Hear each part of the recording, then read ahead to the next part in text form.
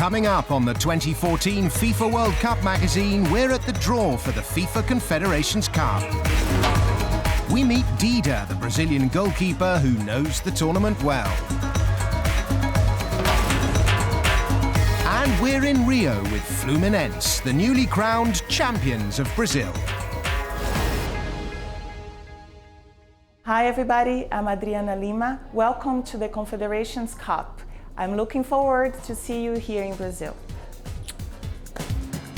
December bore witness to the official draw for the 2013 FIFA Confederations Cup, an important milestone on the long road to the 2014 FIFA World Cup here in Brazil. Staged in Sao Paulo, where the 2014 tournament will get underway, the draw attracted some familiar faces, among them Luiz Felipe Scolari, who 2 days before had been reappointed Brazil's national team coach, following the sacking of Mano Menezes. The brainchild of Saudi Arabia, who first staged this Intercontinental Championship in 1992, the tournament was eventually adopted by FIFA in 1997. The 2013 event will be the 9th edition of a competition which is now held every 4 years in the country that's preparing to host the FIFA World Cup. Months in the planning, the draw was a lively and colourful occasion and gave the world a glimpse of what to expect from this wonderful nation, both in 2013 and during the main event 12 months later. 7 nations will join the hosts, Brazil, in the so-called Festival of Champions, and we'll have all the news and reaction from the draw itself later in the programme.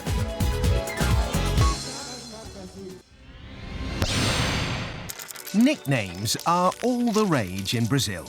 Most players and coaches have a moniker, including the man who's very much in the news. I'm Luiz Felipe Scolari. In Brazil, I'm known as Filipão. Outside Brazil, people know me by my surname Scolari. My nickname Filipão came about at the time when I played football in the countryside, in Rio Grande do Sul, especially at Caxias, Aimoré, at São Leopoldo and at Juventude. There was a sports writer, and because I was a defender, a very strong and virile defender who liked to tackle, he started to call me Filipão, a superlative of my regular name, which is Felipe. It was all because of my strength and virility. It soon stuck, and today everyone knows me by that nickname.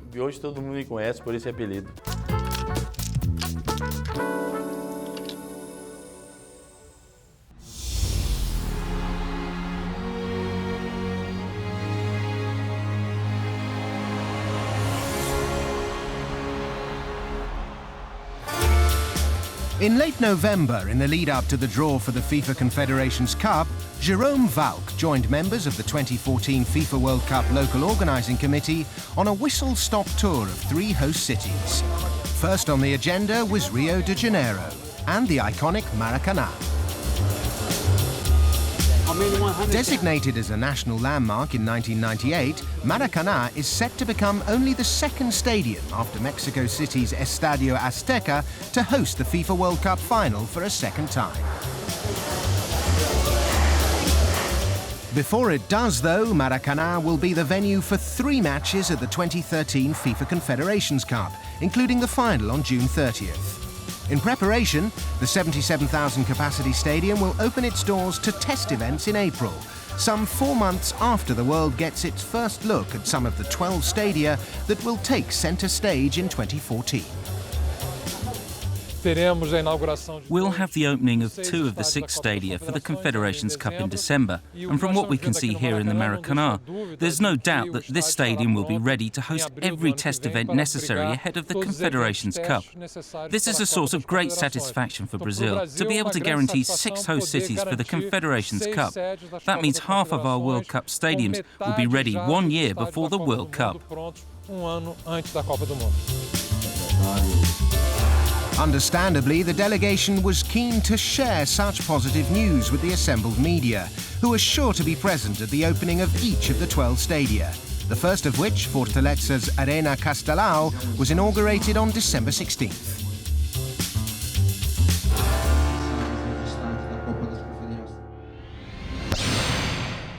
1,055 players have been involved in the FIFA Confederations Cup. Of those, 127 have appeared in it twice. As many as 30 players have featured in 3 editions, and 4 have made it to 4. But 5? Surely not.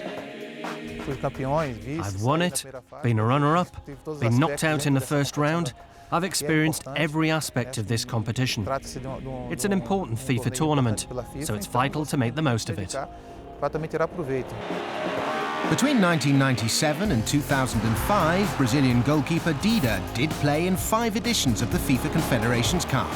He made 22 of his 91 appearances for the Seleção in this tournament and has long since come to appreciate its value in the international calendar. The Confederations Cup is important as far as preparation is concerned. It didn't start out as a warm-up for the World Cup, but that's what it has become. It's a means of finding out what the conditions will be like in the country that will stage the next World Cup. As well as his 5 appearances in the Confederations Cup, Dida has been involved in 3 World Cups during a career spent largely in Italy with AC Milan. Playing with the likes of Maldini, Seedorf, Kaká and Inzaghi, Dida won Serie A, 2 Champions League titles and the FIFA Club World Cup in 2007.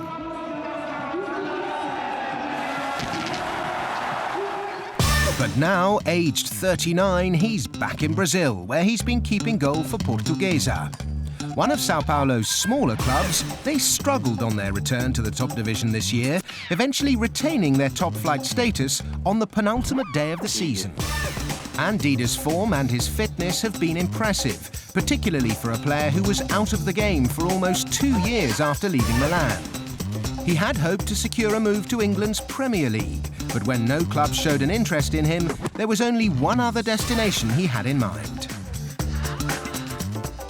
I left it a year and then moved back to Brazil with my family. I'd always planned to return after my career was over. I got a contract and I hope to carry on working here. Whilst Dida is arguably Brazil's most celebrated goalkeeper, the country's most vilified custodian was Barbosa. He kept goal for the host nation at the 1950 World Cup and was widely blamed for their defeat to Uruguay in the tournament's final game. We know now that Barbosa suffered a lot as a result of Brazil's defeat in that World Cup. We know how difficult his life became after the tournament. Unfortunately, I think he only received the recognition he deserved after his death. Barbosa was never allowed to forget that 2-1 loss to Uruguay, and when he was presented somewhat mischievously with the goalposts from the Maracana several years later, he burnt them in his own backyard. I think a lot has changed since then. So much so that if you look at Brazil's lineup today, you will see black goalkeepers included. I was given that opportunity. Jefferson was called up. I mean, the change in Brazilian football has been huge. Jefferson and Diego Alves are Brazil's top 2 keepers at present. And if either needs a word of advice ahead of next year's Festival of Champions, they need look no further than Dida, whose appearances record in the Confederations Cup is unlikely to be surpassed.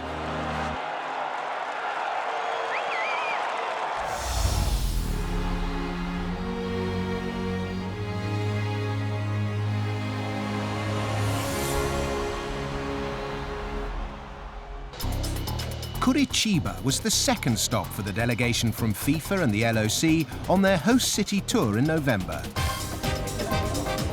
Sustainability projects are very much in vogue right now, and Curitiba is justifiably proud of its public transport mobility program. Hybrid buses, one of which took the visiting VIPs to the city's Arena da Baixada, will be the main means of transport for fans in Curitiba during the 2014 tournament. As for the city's stadium, it was originally built in 1914 and underwent extensive renovation work in 1999. The current upgrade, which is due to be completed in 2013, will see capacity increase to 42,000 for the 4 group stage matches that will be staged here the following year. The Arena da Baixada has impressive green credentials of its own, including a retractable roof fitted with solar panels that will generate electricity for the stadium and the city. We're very happy to have Curitiba as our host city for the World Cup. Curitiba is already a very beautiful place. It's a reference point in Brazil and around the world in terms of sustainability and care for the environment. It's one of the main cities in our country today. Everyone who visits likes the place and appreciates the quality of life here. The World Cup will be a very special moment for us. We'll be able to show off the city. Our public transport system is one of the best there is, especially with the hybrid buses. As ever on these visits, former Brazil strikers Bebeto and Ronaldo, both of whom are members of the local organising committee, proved hugely popular with the VIPs, stadium workers and assembled media. Both continue to be hugely impressed with each of the 12 venues and only wish they could roll back the years and pull on the famous yellow shirt for just one more FIFA World Cup.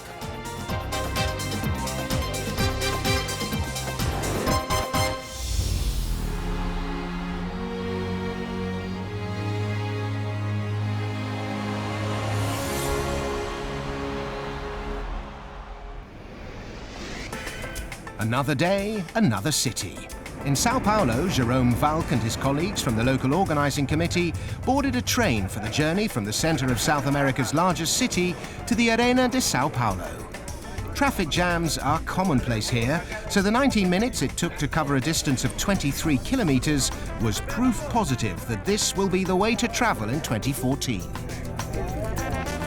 Situated in Itaquera, the stadium and the surrounding development, which will include a business park and a university, should help to revitalise the city's East End, which will benefit as many as 4 million people who live nearby. The Copa Libertadores champions, Corinthians, are set to be the main tenants in the new arena, which is rapidly taking shape in preparation for the main event in 2014.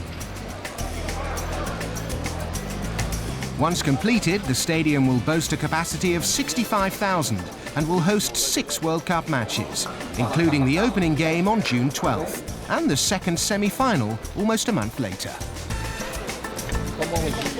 Once again, the members of the delegation were impressed by what they saw, so preparations appear to be going well. It was three important days, 2 very important cities, which were Rio, where you will play the final game, and Sao Paulo, where you will play the opening game, so it was key.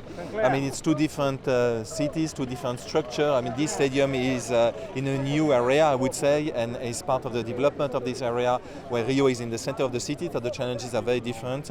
But altogether, I'm very confident for here, and it will be a great stadium to welcome the opening game and also the football family. During the visit to the Arena de Sao Paulo, FIFA announced that all those people who've been directly involved in the construction of the stadium will receive 2 complimentary tickets to watch one of the FIFA World Cup matches that will be played here. Understandably, it was a gesture that went down very well indeed.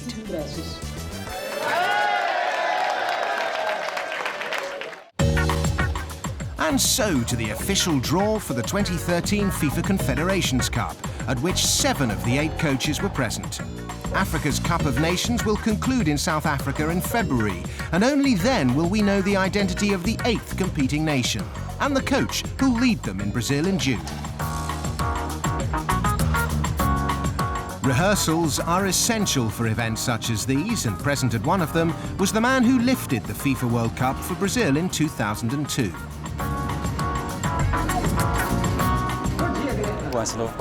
My new role is fantastic. I really feel like an ambassador for my country. I'm already an Adidas ambassador, which is why I've been given the opportunity to present the Cafusa, the Confederations Cup ball. I'm also representing 190 million Brazilian people. I had the opportunity to play in a World Cup in 1994 and 2002 when Brazil won it. And I'm now involved behind the scenes as far as organising the tournament is concerned. Among those present at the city's Anhembi complex were a number of celebrities from various walks of Brazilian life. They would assist Jerome Valk in conducting the draw, which would feature the hosts Brazil, the champions of Oceania, Tahiti, the Asian champions, Japan, CONCACAF's Mexico, Uruguay as Copa America winners, Spain, the world and European champions, Italy, runners-up at Euro 2012, and the as-yet unknown African champions. I'm very excited to be part of the Confederation Cup's draw. It's such a big honor, and definitely it's going to be a huge event here in Brazil. The whole world is going to be watching, and all the people can expect here not only, of course, to watch the greatest football matches, but also experience our culture, our food, our music. Whilst everyone will want to look their best come June 2013, there's no doubt that the FIFA Confederations Cup is a testing ground for some coaches ahead of the World Cup itself. It's an opportunity to try out some fringe players, tinker with tactics, and most importantly, get used to the conditions that will be prevalent 12 months hence. But that was in the future. For now, it was time to find out who they would face in 2013.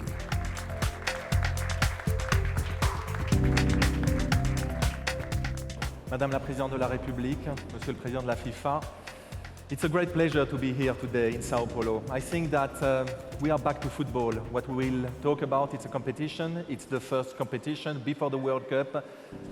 Brazil will receive the cream of the cream, the best 8 teams of the world.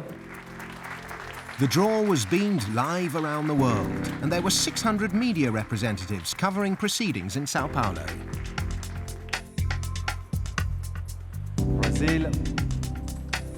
Brazil in A1. Japan in the group A will be A2. A2 for Japan, which will be then the opening game for this Confederations Cup. So Brazil and Japan will open proceedings on June 15th in Brasilia, with Mexico and Italy completing the lineup in Group A. That leaves Spain, Uruguay, Tahiti and the African champions to contest Group B. The games will be competitive. Games that will allow us to put names against positions. Players that we can take to the World Cup, or not take for that matter. I remember one competition, the Copa America, when we played a number of games, and I was able to see who reacted positively and who didn't cope so well. It gave me ideas on how we could change the system and why we should modify it. So this is an extremely important competition for us in Brazil, because for 2.5 to 3 years, we've had no competitive matches.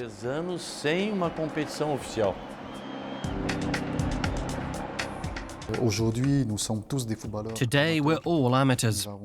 We only have one professional who plays in Greece. In the future, I hope that others can turn pro as well. I think it's a must to be able to play in high-level competitions.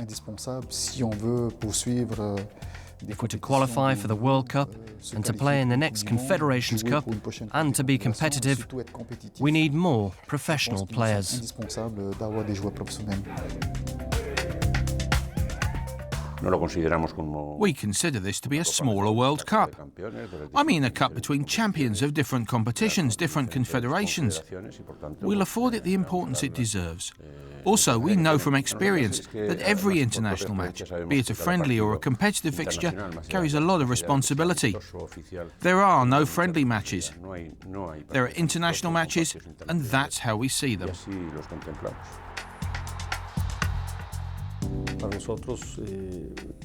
For us, it will be a way of measuring these youngsters that have been coming through, to see if they have it or not. I know there is still some time to go, and that it is complicated to define who can and cannot do it. But there are many young players pushing for selection, asking for a place. So it will be difficult for us to make those decisions. Within 24 hours of tickets going on sale to the public, more than 186,000 requests had been made, with the opening game proving the most popular. With 16 matches scheduled in 6 host cities, the Festival of Champions looks like being a big hit here in Brazil.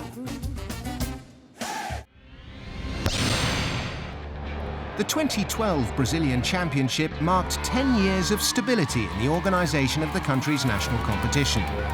And for fans of Rio de Janeiro's Fluminense, they were able to celebrate a 4th title, the club's 2nd in 3 seasons. Established in 1971, Brazil's national championship went through a number of format changes in the first 32 years of its existence. But the 2002 season was the last year in which the title was decided by a series of post-season playoffs. The following year, 20 Serie A clubs simply contested a more conventional league format, with the team gaining the highest number of points, securing the title at the end of the 38-game season. Fluminense achieved that feat in 2012, and by some distance, clinching their 4th national title with 3 games to spare. Flu are one of 6 clubs to have won the championship in the last 10 years, and only Sao Paulo, with a hat-trick of titles to their name, have fared better in that period. Fluminense's captain, Fred, the league's leading scorer with 20 goals, lifted the trophy after their penultimate home game, capping a wonderful campaign for players and coach alike. In Spain, you start the season with only 2 contenders for the title, Barcelona and Real Madrid. If you go to Portugal, there are 3, Porto, Benfica and Sporting. In Italy, you get Milan, Juventus and Inter Milan.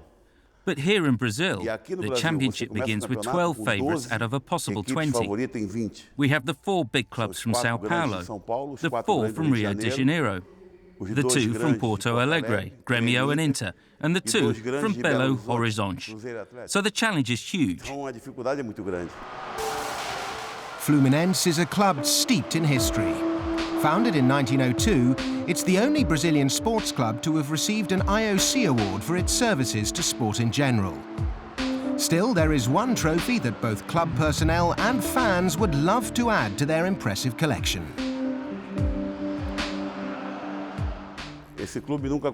Our club has never won the Copa Libertadores, so we will really focus our efforts on that competition.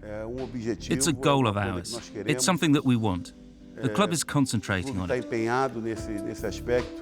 I think that with everything that Fluminense has achieved in the past 4 or 5 years, including being runners-up in the Libertadores after losing on penalties, I think the time is now right.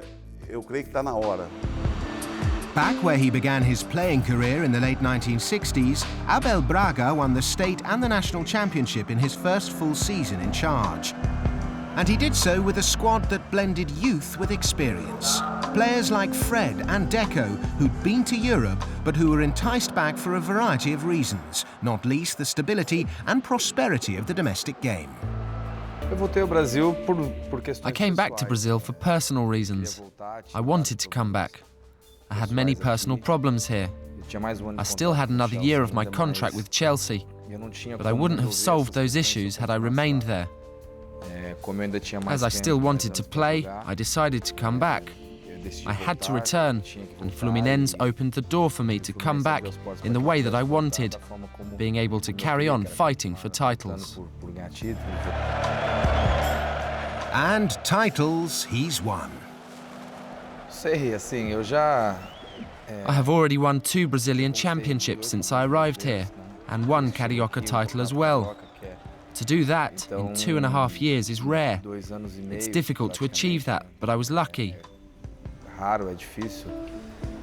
I think the dream of everybody here, of the club and the players, is the Libertadores. It is a title that Fluminense doesn't have, so I certainly think that winning a Libertadores here would be fantastic.